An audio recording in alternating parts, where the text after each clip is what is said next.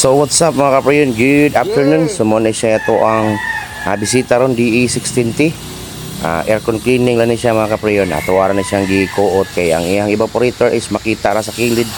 So katong video mga kaprayon, daklit ra na ang importante nga naa ang tagiya. So atuwa sila na siyang giadan og refrigerant gamay mga kaprayon kay medyo mubo siya.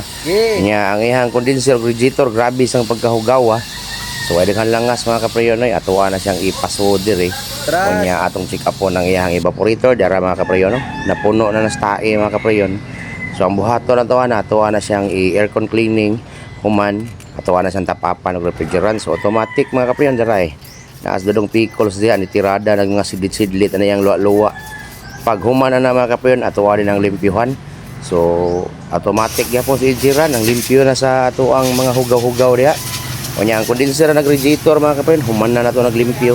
Ato ra nang gipas forward itong trabaho mga kaprayon para dali ta mahuman.